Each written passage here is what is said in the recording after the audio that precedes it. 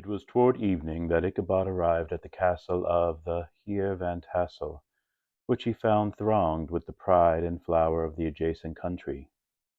Old farmers, a spare leathern-faced race, in homespun coats and breeches, blue stockings, huge shoes, and magnificent pewter buckles.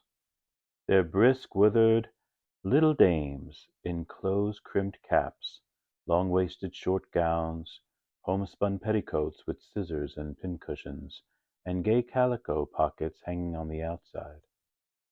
Buxom lasses almost as antiquated as their mothers, excepting where a straw hat, a fine ribbon, or perhaps a white frock gave symptoms of city innovation. The sons in short square-skirted coats, with rows of stupendous brass buttons, and their hair generally hued in the fashion of the times, especially if they could procure an eel skin for the purpose, it being esteemed throughout the country as a potent nourisher and strengthener of the hair. Brom Bones, however, was the hero of the scene, having come to the gathering on his favourite steed Daredevil, a creature like himself full of mettle and mischief, and which no one but himself could manage. He was in fact noted for preferring vicious animals, given to all kinds of tricks, which kept the rider in constant risk of his neck, for he held a tractable, well-broken horse as unworthy of a lad of spirit. Fain would I pause to dwell upon the world of charms that burst upon the enraptured gaze of my hero as he entered the state parlour of Van Tassel's mansion. Not those of the bevy of buxom lasses with their luxurious display of red and white, but the ample charms of a genuine Dutch country tea-table in the sumptuous time of autumn. Such heaped-up platters of cakes of various and almost indescribable kinds, known only to experienced Dutch housewives. There was the doughty doughnut, the tender oily koek, and the crisp and crumbling cruller, sweet cakes and short cakes, ginger cakes and honey cakes, and the whole family of cakes. And then there were apple pies and peach pies and pumpkin pies, besides slices of ham and smoked beef, and moreover delectable dishes of preserved plums and peaches and pears and quinces, not to mention broiled shad and roasted chickens, together with bowls of milk and cream, all mingled higgledy-piggledy pretty much as I have enumerated them, with the motherly teapot sending up its clouds of vapour from the midst. Heaven bless the mark! I want breath and time to discuss this banquet as it deserves, and am too eager to get on with my story. Happily, Ichabod Crane was not in so great a hurry as his historian, but did ample justice to every dainty. He was a kind and thankful creature, whose heart dilated in proportion as his skin was filled with good cheer, and whose spirits rose with eating, as some men's do with drink. He could not help, too, rolling his large eyes round him as he ate, and chuckling with the possibility that he might one day be lord of all this scene of almost unimaginable luxury and splendour. Then he thought how soon he'd turn his back upon the old schoolhouse, snap his fingers in the face of Hans Van Ripper and every other niggardly patron, and kick any itinerant pedagogue out the doors that should dare to call him comrade. Old Baltus Van Tassel moved about among his guests with a face dilated with content and good humour, round and jolly as the harvest moon. His hospitable attentions were brief, but expressive, being confined to a shake of the hand, a slap on the shoulder, a loud laugh, and a pressing invitation to fall to and help themselves. And now the sound of the music from the common room, or hall, summoned to the dance. The musician was an old grey-headed negro, who had been the itinerant orchestra of the neighborhood for more than half a century. His instrument was as old and battered as himself. The greater part of the time he scraped on two or three strings, accompanying every movement of the bow with a motion of the head, bowing almost to the ground and stamping with his foot whenever a fresh couple were to start. Ichabod prided himself upon his dancing as much as upon his vocal powers. Not a limb, not a fibre about him was idle, and to have seen his loosely hung frame in full motion and clattering about the room, you would have thought St. Vitus himself, that blessed patron of the dance, was figuring before you in person. He was the admiration of all the negroes, who having gathered of all ages and sizes from the farm and neighborhood, stood forming a pyramid of shiny black faces at every door and window, gazing with delight at the scene, rolling their white eyeballs, and showing grinning rows of ivory from ear to ear. How could the flogger of urchins be otherwise than animated and joyous? The lady of his heart was his partner in the dance, and smiling graciously in reply to all his amorous oglings, while Brom Bones, sorely smitten with love and jealousy, sat brooding by himself in one corner. When the dance was at an end, Ichabod was attracted to a knot of the Sager folks, who, with old Van Tassel, sat smoking at one end of the piazza, gossiping over former times, and drawing out long stories about the war. This neighborhood, at the time of which I am speaking, was one of those highly favored places which abound with chronicle and great men. The British and American line had run near it during the war. It had therefore been the scene of maraudering and infested with refugees, cowboys, and all kinds of border chivalry. Just sufficient time had elapsed to enable each story-teller to dress up his tale with a little becoming fiction, and, in the indistinctness of his recollection, to make himself the hero of every exploit. There was the story of Doffue Martling, a large blue-blooded Dutchman, who had nearly taken a British frigate with an old iron 9-pounder from a mud breastwork, only that his gun burst at the sixth discharge. And there was an old gentleman who shall be nameless, being too rich a mynheer to be lightly mentioned, who in the battle of White Plains, being an excellent master of defence, parried a musket ball with a small sword, insomuch that he absolutely felt it whiz round the blade, and glance off at the hilt, in proof of which he was ready at any time to show the sword with the hilt a little bent. There were several more that had been equally great in the field, not one of whom but was persuaded that he had a considerable hand in bringing the war to a happy termination. But all these were nothing to the tales of ghosts and apparitions that succeeded.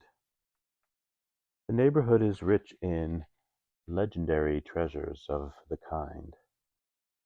Local tales and superstitions thrive best in these sheltered, long-settled retreats, but are trampled underfoot by the shifting throng that forms the population of most of our country places. Besides, there is no encouragement for ghosts in most of our villages, for they have scarcely had time to finish their first nap and turn themselves into their graves, before their surviving friends have travelled away from the neighborhood, so that when they turn out at night to walk their rounds, they have no acquaintance left to call upon. This is perhaps the reason why we so seldom hear of ghosts except in our long-established Dutch communities.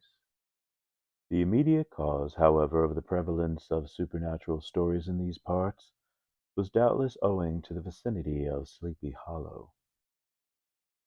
There was a contagion in the very air that blew from the haunted region, They breathed forth an atmosphere of dreams and fancies infecting all the land. Several of the Sleepy Hollow people were present at Van Tassel's, and as usual were doling out their wild and wonderful legends. Many dismal tales were told about funeral trains, and mourning cries and wailings heard and seen about the great tree where the unfortunate Major Andre was taken, and which stood in the neighborhood. Some mention was made also of the woman in white that haunted the dark glen at Raven Rock, and was often heard to shriek on winter nights before a storm, having perished there in the snow. The chief part of the stories, however, turned upon the favorite spectre of Sleepy Hollow, the Headless Horseman, who had been heard several times of late patrolling the country, and it was said tethered his horse nightly among the graves in the churchyard. The sequestered situation of this church seems almost to have made it a favorite haunt of troubled spirits. It stands on a knoll surrounded by locust trees and lofty elms, from among which its decent whitewashed walls shine modestly forth, like Christian purity, beaming through the shades of retirement. A gentle slope descends from it to a silver sheet of water, bordered by high trees, between which peeps may be caught at the blue hills of the Hudson. To look upon the grass-grown yard, where the sunbeams seem to sleep so quietly, one would think that there at least the dead might rest in peace. On one side of the church extends a wide woody dell, along which raves a large brook among broken rocks and trunks of fallen trees. Over a deep black part of the stream, not far from the church, was formerly thrown a wooden bridge. The road that led to it, and the bridge itself, were thickly shaded by overhanging trees, which cast a gloom about it, even in the daytime, but occasioned a fearful darkness at night. Such was one of the favorite haunts of the Headless Horseman, and the place where he was most frequently encountered. The tale was told of old Brewer, a most heretical disbeliever in ghosts, how he met the horseman returning from his foray into Sleepy Hollow, and was obliged to get up behind him, how they galloped over bush and brake, over hill and swamp, until they reached the bridge, where the horseman suddenly turned into a skeleton, threw old Brewer into the brook, and sprang away over the tree-tops with a clap of thunder. The story was immediately matched by a thrice marvellous adventure of Brom Bones, who made light of the galloping Hessian as an errant jockey. He affirmed that on returning one night from the neighboring village of Sing Sing, he had been overtaken by this midnight trooper, that he had offered to race with him for a bowl of punch, and should have won it too, for Daredevil beat the goblin horse All Hollow. But just as they came to the church bridge, the Hessian bolted and vanished in a flash of fire. All these tales, told in that drowsy undertone with which men talk in the dark, the countenances of the listeners only now and then receiving a casual gleam from the glare of a pipe, sank deep in the mind of Ichabod. He repaid them in kind with large extracts from his invaluable author Cotton Mather, and added many marvellous events that had taken place in his native state of Connecticut, and fearful sights which he had seen in his nightly walks about Sleepy Hollow. The revel now gradually broke up. The old farmers gathered together their families in their wagons, and were headed for some time rattling along the hollow roads and over the distant hills. Some of the damsels mounted on pillions behind their favourite swains, and their light-hearted laughter, mingling with the clatter of hoofs, echoed along the silent woodlands, sounding fainter and fainter until they gradually died away, and the late scene of noise and frolic was all silent and deserted.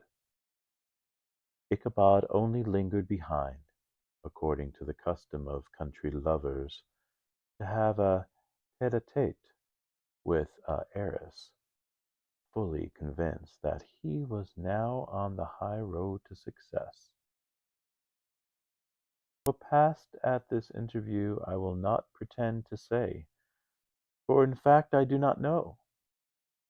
Something, however, I fear, must have gone wrong, for he certainly sallied forth, after no very great interval, with an air quite desolate and chapfallen. Oh, these women, these women! Could that girl have been playing off any of her coquettish tricks? Was her encouragement of the poor pedagogue all a mere sham to secure her conquest of his rival? Heaven only knows, not I. Let it suffice to say, Ichabod stole forth with the air of one who had been sacking a hen-roost rather than a fair lady's heart. Without looking to the right or left to notice the scene of rural wealth on which he had so often gloated, he went straight to the stable, and with several hearty cuffs and kicks, roused his steed most uncourteously from the comfortable quarters in which he was soundly sleeping, dreaming of mountains of corn and oats, and whole valleys of timothy and clover.